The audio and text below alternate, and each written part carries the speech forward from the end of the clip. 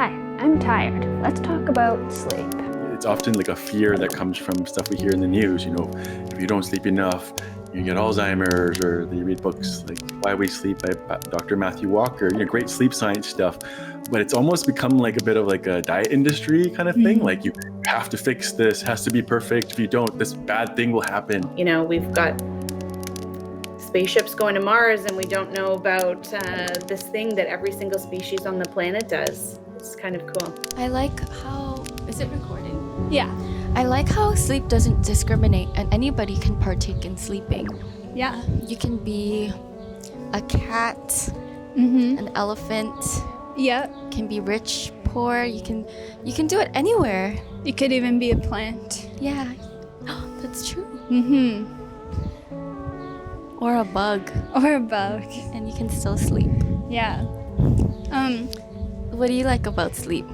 I like how it feels really good in a cozy place.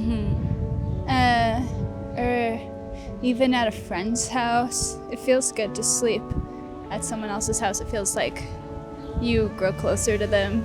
That's true. Sleep is truly an act of vulnerability because you are letting your guard down. Someone can kill you while you sleep. But if you sleep next to a friend or a loved one, you're giving them full trust to not kill you. Which is really sweet. That is sweet. Yeah. I heard that one time you gave the city of Paris the vulnerability of your life. Oh yeah, when I visited the Luxembourg Gardens, it was just the most perfect, ideal place to sleep. And I took the best nap of my life there for 2 hours. Whoa, was that independently or were you with someone? It was independently. Wow. In 2017 or something like that. That's nice. 2 Thank hours you. is a nice amount of time for a nap. Right? What time did you start your nap? I couldn't tell you. That's good. Sometime in the afternoon. Yeah, I think I like a nap at 2 p.m. the most. Because then you can take a nap for a couple hours and it's only 4 and it's like, okay, You still have your time. day ahead of you. How would you describe your relationship with sleep over your life?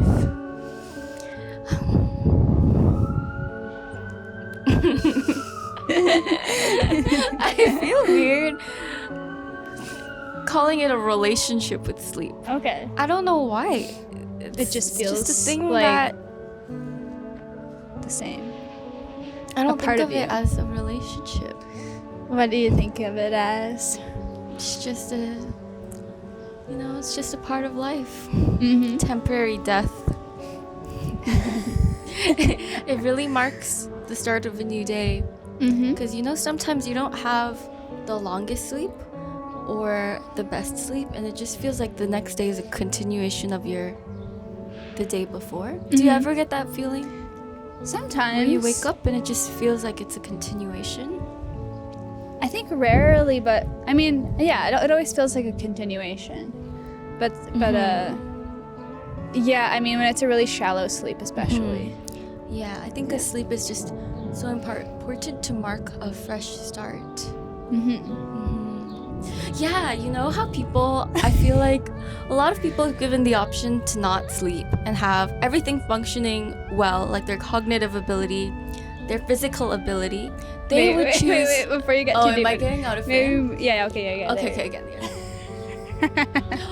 yeah, well, I just feel like a lot of people have given the ability to not sleep and have their cognitive ability, physical ability, memory function at 100% because that's what happens in sleep. Your cells repair, your body replenishes, your memory, it gets solidified in your long-term memory or just disappears into the abyss. Well, if given the option, I would still choose to sleep because sleep is not only for function, but is also very pleasurable and very cozy. I like sleep a lot. It'd be nice if we needed sleep less for me, but I do love when you're romantic with someone, I think I like a nap with them even more than anything else. And even a pet, a furry friend. Yeah, or a pet. Just cozying up. With a cat. Yes. Cuddling a cat. Can you just imagine if we didn't sleep and just throughout the day we were just so productive, and then at nighttime we're just so productive? I'm sure somebody would choose that life. Yeah, I think that sleep and chilling out is better than productivity. I agree. You should partake in a nap competition. Yeah, that's a good idea. You should host one. I should host. You a should nap host a live. competition. A nap live. Yeah, a group nap. Yeah. That's a lot of trust. It's a lot of trust. One person naps. It's. But maybe for another video. Well, thanks for listening. Thanks for listening. Thanks, Mickey, for your thoughts as a sleep expert. Thank you. If you're anything like me, your relationship to sleep is loving, but a bit inconsistent. I feel like I struggle to find a nice routine with sleep. Not that it always has to be a perfect routine, but I'll end up having a late dinner, and then I end up brushing my teeth late, and then I go to sleep even later. And then there's other nights where I'll forget to brush my teeth or to have dinner even, and then it's super late and I end up crashing after doom scrolling, and then I wake up at 3 a.m. remembering to brush my teeth and my mouth feels gross, and also having forgotten to take my birth control. Then I take that and my body is now all out of whack, and I get up, go to the bathroom, brush my teeth, and then the lights blast in my eyes, and it's just not going to be it's just not going to end up being a great sleep. But I'll go to sleep then around 3:30, maybe 4, then sleep until like 9 a.m., which isn't, that could actually be worse. But it could be better. And I do believe good sleep can exist in many forms. And some nights it's fun to doom scroll for a while and crash. Like sometimes it is pleasurable. But when it happens frequently, it's just really not the way to go for me. Doesn't feel good, doesn't feel like I'm taking care of myself. It's the main thing. I think having a good sleep pattern can really become a practice in respecting yourself. And that's certainly not to say that if you have a bad sleep pattern, then you don't respect yourself. That's not what I'm trying to say. I'm just saying it's a nice way to be kind to yourself, is to tuck yourself in, read yourself a little bedtime story at a reasonable hour, and give yourself a nice night of sleep. Luckily, Tony and Angela had some time to share some wisdom with us. My background is as a social worker, so working in mental health and addictions for a big part of my career, and just sleep has become a big interest over the last 6-7 years, and it's always been kind of a theme, no matter who I'm working with or in my own life, just something I'm fascinated by. Yeah. What aspects of sleep have you studied or interest you most? I think what's fascinating about sleep is that it's so connected to our mental health. Like when we don't sleep well, the next day is harder. But also when we're struggling with anxiety or stress or whatever it is, homelessness, addiction, that impacts our sleep too, right? And so it's like it goes both ways. So, but if we can improve people's sleep or help them sleep better, or give people tools to be able to sleep well, hopefully people can bounce back and feel more resilient. So that's what I've been really fascinated by, and why in society we aren't leveraging that more, in some ways. Thinking about, rather than how can we create environments for mental and physical environments where we can just all benefit from a better night's sleep. Yeah. Do you notice any patterns come up in what your patients will bring up about sleep? Yeah, what I find really interesting, and what's more common is that I work with people who are struggling with insomnia particularly. So, it's difficulties with falling asleep and staying asleep, or they wake up too early and they can't fall back asleep. And often, folks who are lying there a long time getting frustrated and worried, around the impact of their sleep. Super understandable. But what I find really interesting is that it's often like a fear that comes from stuff we hear in the news. If if you don't sleep enough, you get Alzheimer's, or they read books like Why We Sleep by Dr. Matthew Walker, great sleep science stuff. But it's almost become like a bit of like a diet industry kind of thing. Like you have to fix this, has to be perfect. If you don't, this bad thing will happen. When the research doesn't actually show that. It's that yes, sleep can impact our mental health, but we also know that we can be pretty resilient. If we have late nights as students, or we're taking care of kids or our parents at night, like we can endure some sleep loss. So I think part of it is helping people start to rebuild a bit of trust with their own body, that you can trust it. This is how sleep works. And also just tackling some of these myths or worries that people hold on to. That's like a big thing lately. Yeah. Could you name any myths or dive into other, like, I don't know, any myths that you can remember? Well, there's so many. There's like, I have to have 8 hours. If I don't have 8 hours of sleep, tomorrow's going to be horrible. But then, there have probably been times where people have gone out really late with friends, and maybe the next day was a little bit rough. You had to have some coffee, but people get through the day okay, right? And so having some flexibility in our thinking around our sleep can reduce the pressure. And we can't force ourselves to sleep. No one can. We can create the environment for it, and so this idea that we can control sleep is a little bit of a myth, right? Like, even the sleep researchers don't all agree on why we sleep in the first place, or exactly how it works. We're just really beginning to understand, and so being able to challenge some of those ideas that, when you have to have an X amount, it can vary, and that's okay. Having a bit of variation, not too much, but, creating some predictability is good. The other is that, sleep in of itself decides how the next day is going to go. Sometimes people really worry, if I don't sleep, tomorrow's going to be horrible. But there's probably nuances in that too. Like, parents, for example, can have a really rough night, and the next day you probably function okay, right? Like we're built to kind of endure some sleep loss. You can still enjoy time with your baby. You can nap a little bit. You can get through this period. Or if you're a student, it's rough to cram. The next day is a bit rough. Next night can be better, right? Like we can get through these times. Right? Yeah. And do you have any experience helping people who like experience, have negative experiences with sleep? I'm just thinking about how like there's night terrors and all this people can have, or I'm just wondering like, I'm wondering about the background of like where that comes from. Like, I'm just wondering if you have any thoughts or knowledge on that.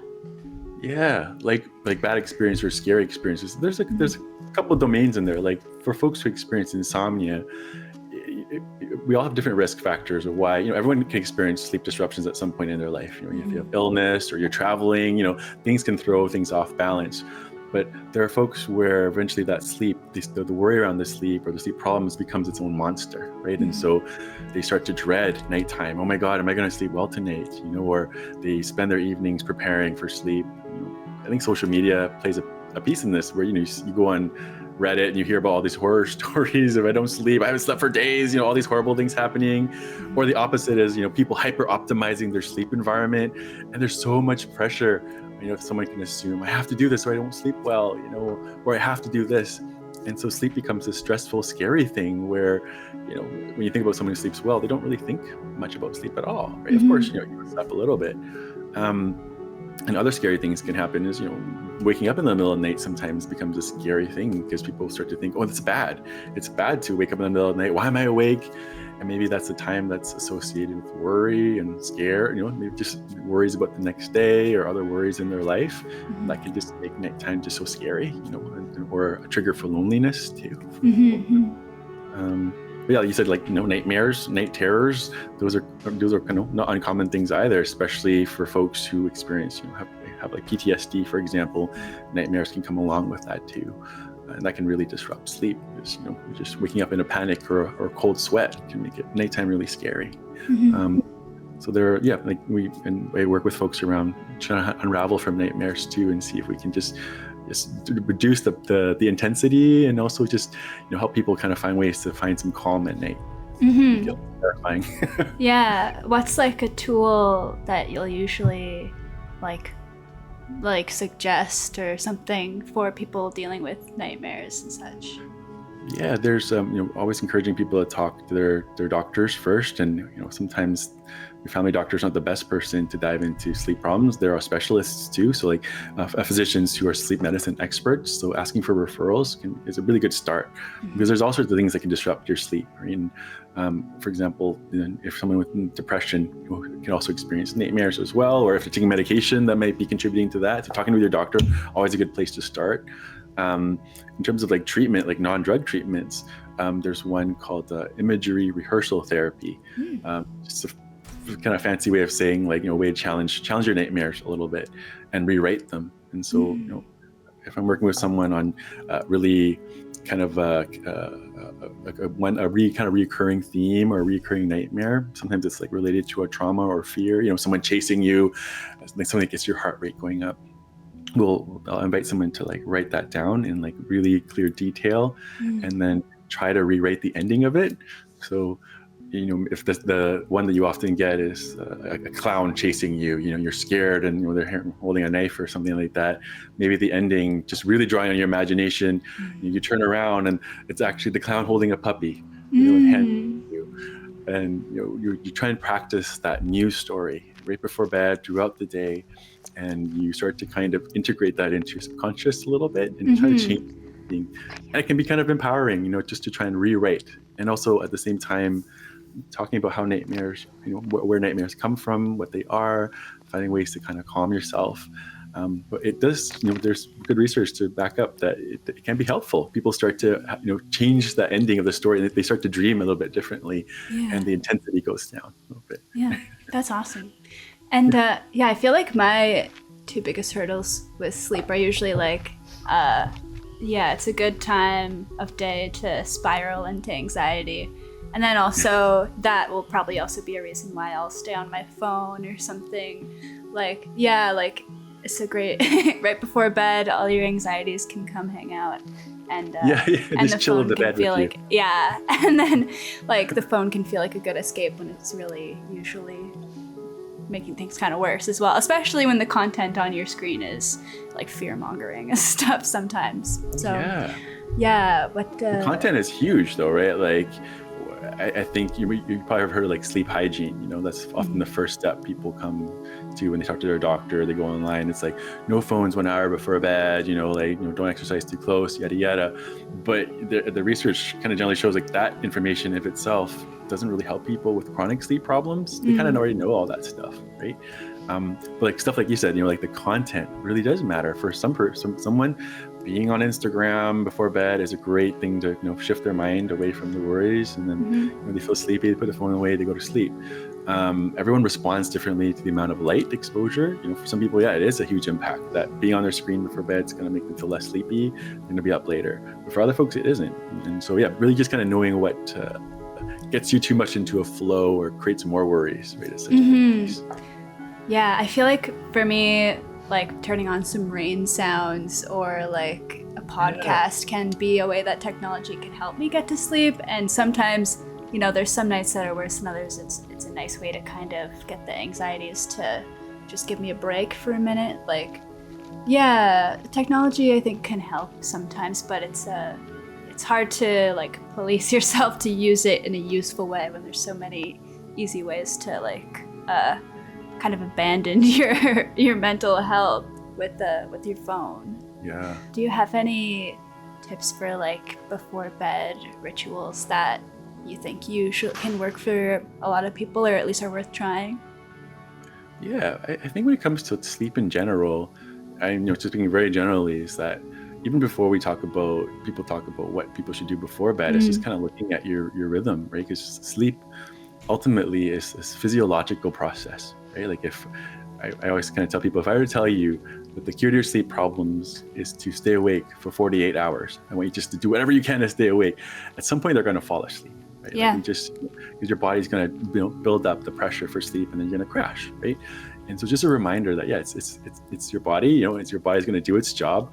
How can you help that, right? And one of the best ways to do that is to kind of create regularity by getting up in and around the same time, right? So you sleep in late one night, then the next night you expect yourself to be sleepy at a certain time. Your body might just not be ready for it. So no matter what you do, you might not be ready, right? And that's okay. just relax about it. Try and anchor your day around the same time if you can. Get some sunlight exposure, just help your internal body clock. And then on the nighttime end is just really doing whatever you enjoy that's relaxing. But then that's such a big, it's a big spectrum of what you find relaxing, and watching out for being too rigid. Like it really doesn't matter. Some days is maybe you're up, someone's, you're on their phone, you're talking to friends, and then at some point you get sleepy, you put it away, you go to sleep. It's more just what you find soothing. Yeah. Yeah, I feel like it's easy at night to be hard on yourself and to be thinking like, I shouldn't have done that, or it's a good time to think of all the things you shouldn't have done, and such as staying up late or whatever or having all those drinks before bed or something so so many things, but and it's so easy to feel shame around that time, but it's a big relief to hear you say it's like, just go easy on yourself. Your body does the thing. And your body will do the thing. Yeah. The shame is actually, that's a cool point, is that there's a lot more shame and like harshness around sleep, because it's kind of like the diet a little bit, right? Yeah. Like if you don't sleep, that's bad. You're doing something bad. You're not taking care of yourself. You're not being responsible. When, if you, let's say you're homeless, you could get into a shelter. That makes sleep rough too, right? And when you don't sleep well, it's harder to take care of yourself, right? Yeah. But we don't often think about it that way, right? And so, the person who's struggling before bed, look, what's going on in your mind? Like if you got a lot of worries, right? Rather than focusing on the sleep, what's on my mind? Like what's kind of going on here? And how can I create a more gentle environment, right, to let me rest even if I can't sleep? Yeah, maybe it's a good time. I feel like maybe I should try to practice more intentional like self-compassion before bed when it's a time that that inner child voice or something is being vulnerable. It's a great time when all those thoughts are coming up to like maybe be more gentle with them because they're showing themselves. But it takes so much intention to like look at those thoughts with a different perspective. Yeah, absolutely. I love that point about self-compassion, and a question I always like to ask, try to ask myself when I'm hard on myself, or especially when I share with folks I work with, is, what would you say to a friend? Like if you're really stuck on this thought, I should be sleeping. What's wrong with you? Why are you doing this? Switching the gear a little bit. Well, would you say the same thing to a friend? Probably not, right? You say like, I know you're awake. Take a breath. It's probably gonna be okay. You're gonna be all right. Like that soothing, supportive voice. But it's easier said, than to tap into that. But just it could be a good place to start. It's just What would you say to someone else who is suffering? Yeah. We always see these studies about, if you don't sleep X amount, Alzheimer's. At best they're correlational, because how would you prove that? How could you prove? With genetics and all other factors in there too. Right? So many factors. Yeah. I feel like I hear people talking about memory and sleep a lot, and sleep is so important, and it touches on everything. But at the same time, it's so individual to our own bodies and genetics and such. So it's curious. Yeah, absolutely. And then also being able to, stress probably plays a big, I'd say a bigger piece, and stress being a very broad range of things, of course, too. But how do we kind of manage that over a course of our life probably has a huge bearing on our overall well-being. Talking with Tony was really reassuring. I think I'm someone who can easily fall into thought patterns of anxiety and shame and even embarrassment, and sleep is an easy thing to feel those things about. But when I just take it easy on myself and recognize that I have a body that's gonna take care of itself to a degree. I need to do a fair amount, but when I am not doing my best, my body is still very resilient. And it was reassuring to hear Tony use that word, resilient, and trust, and to know I can trust my body and sleep will happen for me. And it's great if you can have the privilege to give yourself a great night of sleep, but being hard on yourself about it is not going to help. And it helps me remember that sleep is such a pleasurable thing. It's so nice to doze off and dream. And I think for me, having a nice ritual to get myself into that is really sweet. And so for this week, I really want to think about what are some things that get me ready and excited to go to sleep. And what are some rituals before bed that'll help me to feel calm and to, curb any shame and anxiety before it's time to doze off and dream? So I did my doctorate at what's now TMU, used to be Ryerson, and it was in the sleep and depression lab there. So under Dr. Colleen Carney, who's sort of a global insomnia expert, and we, did a bunch of studies together there and learned basically all I know about sleep from her. The treatment that I use in my practice most often is called CBT for insomnia. It's very effective, the gold standard treatment for insomnia disorder. But I talk about sleep with lots of people who don't necessarily meet criteria for insomnia, just want to sleep better. Also, people with bipolar disorder, some other mental health disorders also have sleep issues or circadian rhythm issues, so I work on those as well. There are two main components. So the B is behavior, C cognitive, but the B part is sort of the most important. It involves basically a few rules for sleep that you would follow. And then it also involves looking more specifically at people's individual sleep patterns or circadian rhythms. So it involves taking sleep logs for a period of a couple weeks. I take those back. I make some calculations. Based on those calculations, I make recommendations both for a sleep schedule, that's like a scheduled bedtime and a scheduled rise time, and some rules to follow, which would be things like controlling your bedroom environment, getting out of bed when you're not sleeping after a period of time. And then also there's the C, the cognitive side, which would be looking at underlying beliefs about sleep that people may have, which are often incorrect, helping with that, and then helping with adjusting their thinking around sleep as well. Cool. Yeah, this week I've been really trying to pay closer attention to my sleeping and just trying to give myself a good sleep ritual. But then it also ended up being a very social week out of the blue. And so, I don't know how, just because I want to see my friends and I want to be a social person, but then we're out until late. I don't know, do you have any advice for that? Yeah. Well, if you don't have insomnia, if you don't have a sleep problem, then you would consider yourself a good sleeper and you live your life, right? The goal of treatment is actually not to be super controlled about sleep all the time. It's actually for people to have confidence in their bodies and their compensatory system within their body, that they're able to kind of live their lives knowing that their body will take care of them. They also know what to do if their sleep sort of feels like it's gone off the rails.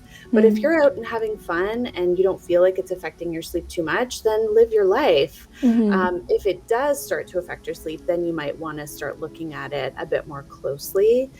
Usually what people do, which can lead to problems, is let's say on a weekend, they're out really late, they're sleeping in really late, maybe they're drinking, and then come the work week, Monday, they want to get up at whatever their normal time, let's say 7, and they feel like trash. And, they feel like they have a bad sleep for a couple of nights. If they're able to adjust to that not too badly, within a couple of days, maybe that's no big deal. But if it feels like it's really affecting quality of life, then we might want to take a look at adjusting that a little bit. There's no rule to say you can't, go out and live your life if you want to. Maybe knowing there's a bit of a sleep sacrifice sometimes when you do that. What patterns will people usually bring up about the challenges they face with their sleep? So one of the things is sleep changes as we age. So sometimes I get, a person who's maybe in their 60s saying, I used to sleep so well. I used to sleep 8-9 hours. I want to get back there again. They're really frustrated. They're probably never going to sleep like they were 20 anymore. That there's some maybe cognitive work to do there around expectations. Oftentimes insomnia shows up in difficulty falling asleep, staying asleep, waking up too early. And so I deal with that a lot, helping people get rid of those really sort of bad sleep patterns that is often like fairly quickly resolved if people follow the instructions well. It's nice because I'm a mental health clinician. I see all kinds of problems, and sleep is one of, when I see people wanting to work on their sleep, I'm like, no problem, we'll get that fixed for you real quick. And other things tend to take a lot longer, but it's kind of a treat in a sense. Do you know of any like mysteries or myths to sleep? Just, I don't know, anything come to mind? I'm going to be, I guess I'll be a bit boring about it. Like, people don't usually ask me this, but sometimes they ask about dreams. Like, what's the meaning of my dreams?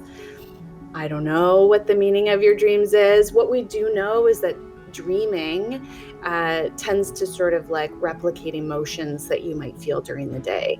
So if you're having a really stressful day or going through a difficult time, you might not experience the same content in your dream, but the thread might be the same emotion in your dream. So emotions are good, or dreams are helpful for emotional processing, memory consolidation. But as far as I know, there's no science-based way to sort of interpret dreams or recurrent dreams or anything like that. Yeah. Really.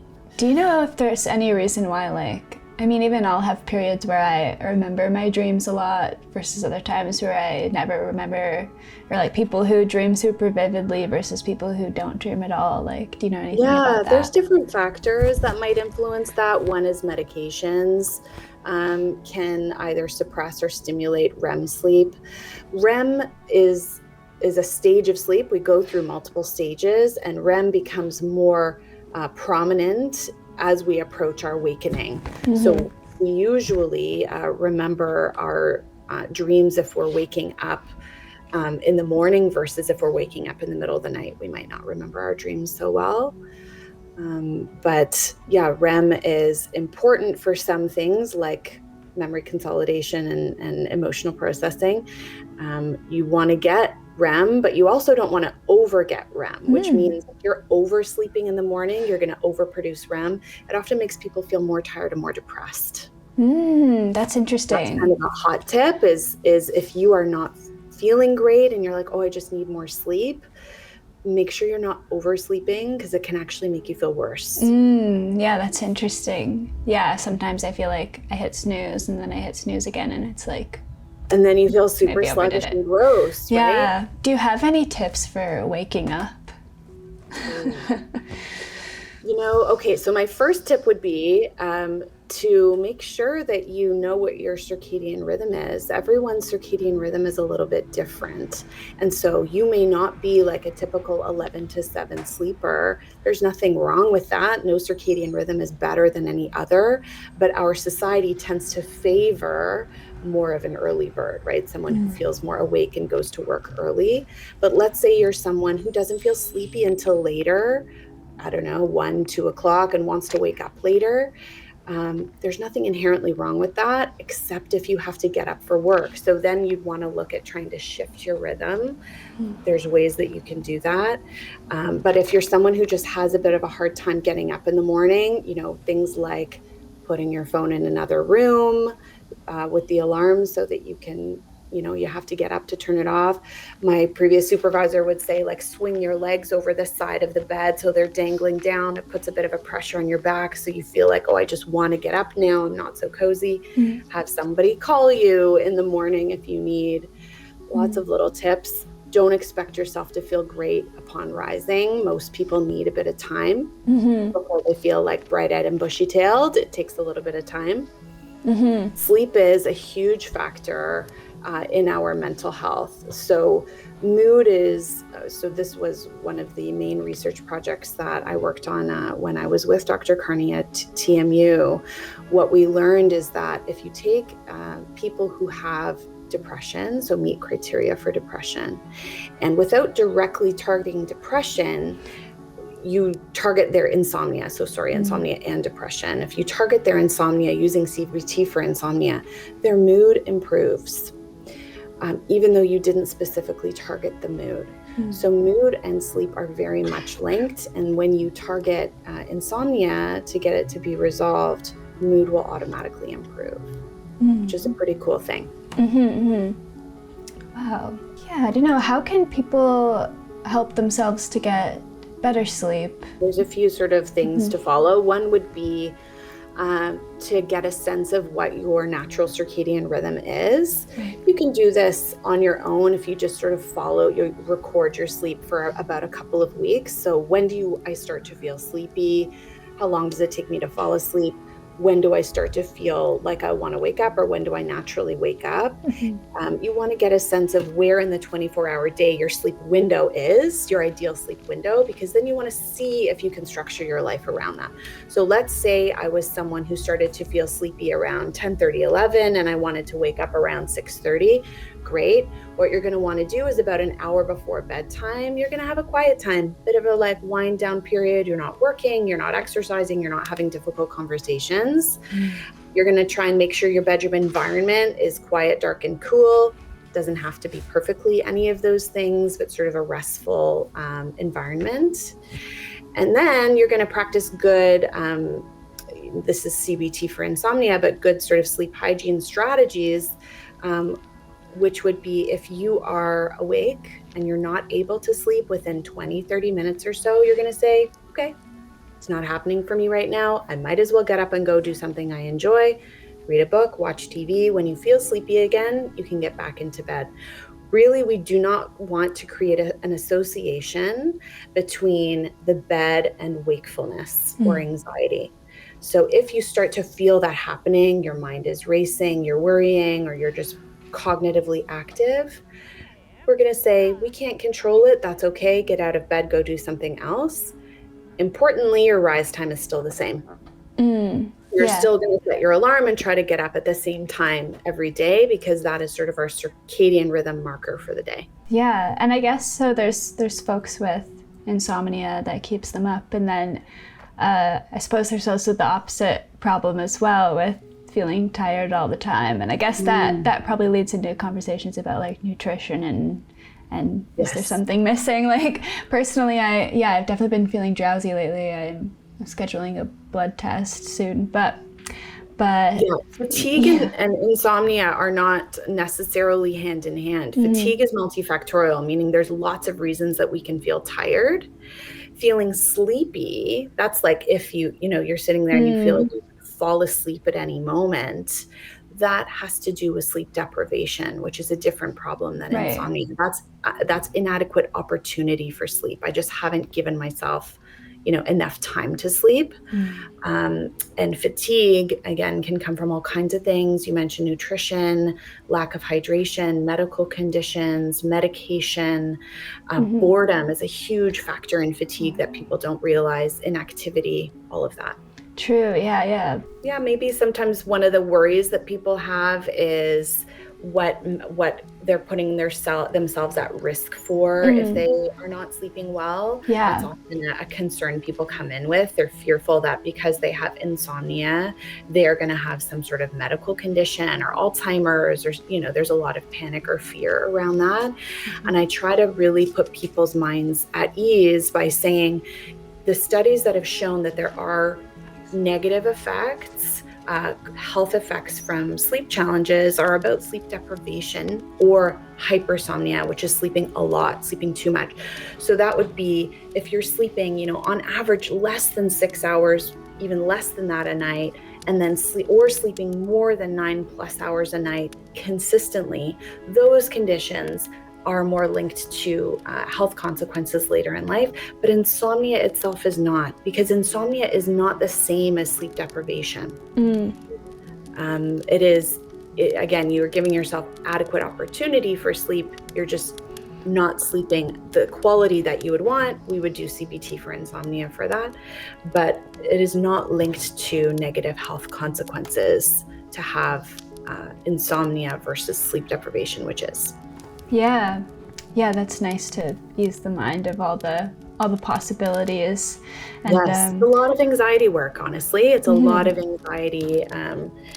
In addition to the behavioral stuff, the cognitive part of CBT for insomnia is mostly helping people manage their worries, challenge their beliefs about sleep, manage their anxiety. Do you think still some average or slightly like more challenged sleep patterns, like do still kind of put you at risk for some things, but like I don't know, just It's instead of more, I taking think, care of a ourselves. question of what's worse in a way, right? Yeah. What we do know is that chronic stress and anxiety have negative health consequences. True.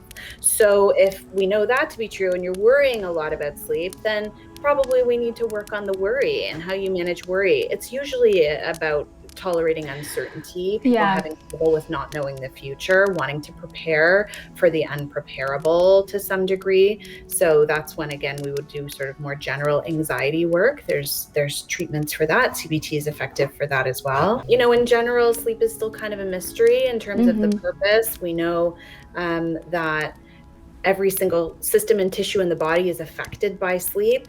We know sort of generally it's important for memory consolidation, emotional stability, things like that, tissue restoration, recovery.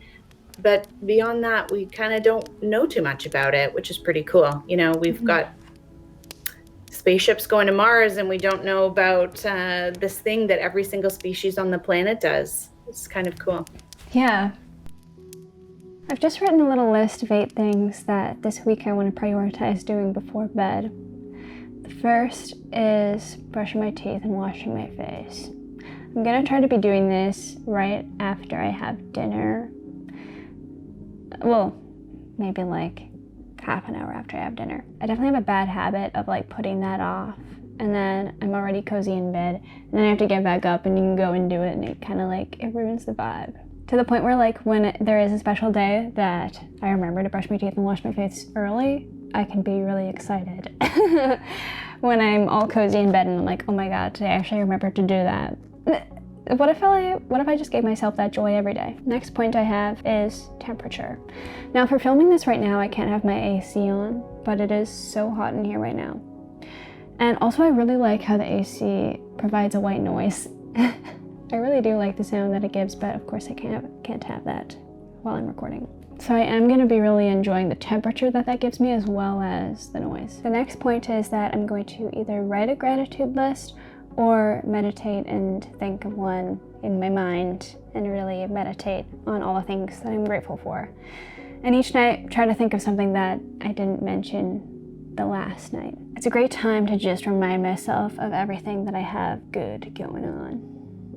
So I'm gonna do that. Next point is lighting.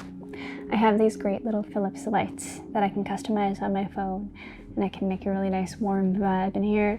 So I'm gonna be making sure that I set the lights right. Sometimes I'll turn on the overhead light and it'll end up keeping me up really late, and I'll only notice once it's like midnight and I'm like not tired at all and I've forgotten to trick my body into wanting to fall asleep because the lighting has just been bright and it hasn't been getting darker. I'm really lucky to have this big window in my room, so when I don't have this overhead light on, it naturally helps me go to sleep, that I can just notice subconsciously that the sun is setting.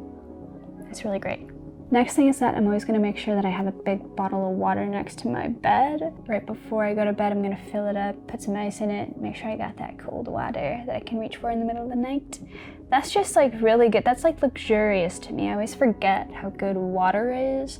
And you only remember in the middle of the night when you wake up and you're like, I could use a snack, but it's also in the middle of the night, probably not the best time to eat, but I could take a nice big gulp of water, and that feels good. Also with water, I'm gonna try to have a hot mug of water before I go to sleep.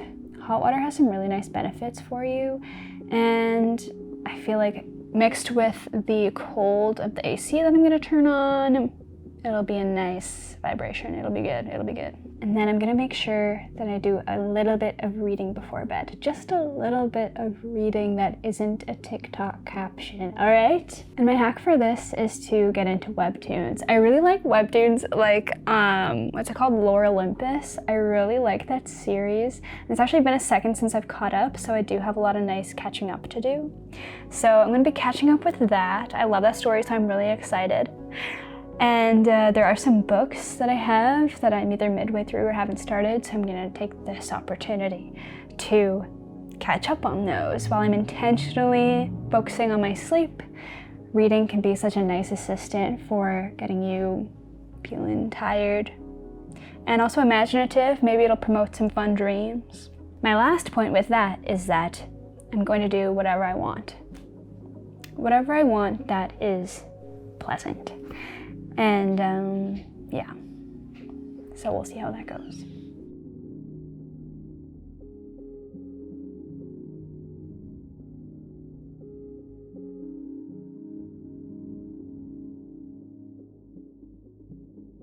It's 2 nights into taking care of my sleep, and yesterday, well, last night's sleep could have been better, but some nights you go out and you see your friends and you stay out late and you end up going to bed closer to 4 a.m.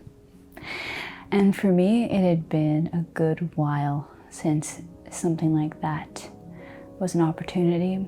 So I seized it last night. Yeah, went and saw a concert with a friend of a friend's band, where a friend of a friend's band was playing, and it was really sweet.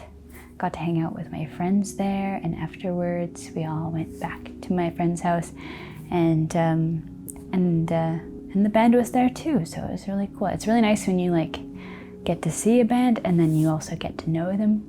That's always super special because majority of the time you're just seeing someone perform. Got to meet inspiring people, but also got to hang out with the friends I already have that inspire me in this city. So that was really a blessing. Yeah, it was definitely worth messing up the consistency of my sleep pattern a little bit for that.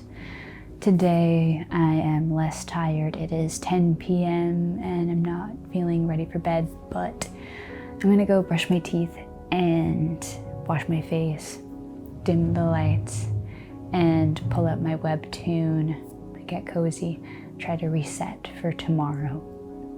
I at least need to try to do myself the service of resetting my clock. So we're gonna try that. I think it's gonna happen just fine. I think I'm pretty lucky if I do remember to just simply get ready for bed and do what makes me feel cozy, then I have a pretty successful time sleeping. So I made that sleep documentary in June, but July came along and really threw me for a loop. What a whirlwind that was, and suddenly now it's August.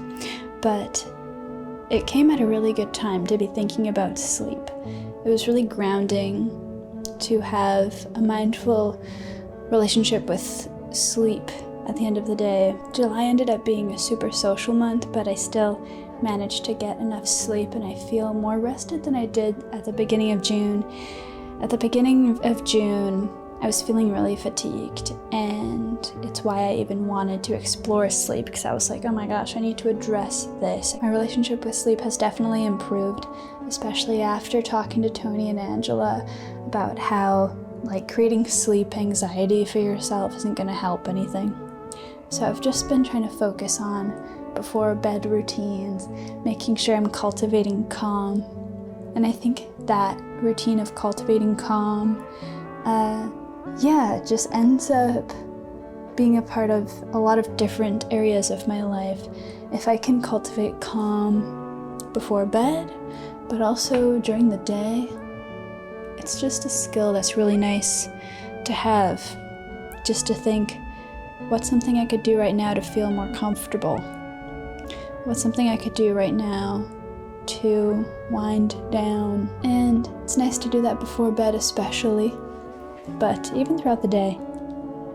Yeah, sleep is just a meditation, and I love it, and I'm about to do it really soon again.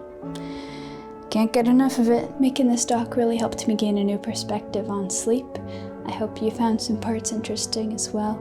And make sure that you're subscribed for the next episodes of Asking Around with Tiana Dewick. Because, I have an idea for a little bit of a different approach for July's episode. Well, we're not releasing them monthly apparently, but I am going to do 12 this year. So this August I'm going to be filming too. But I have an idea for a different approach, so make sure you're subscribed for the next one. And I'll see you there. Thanks for watching.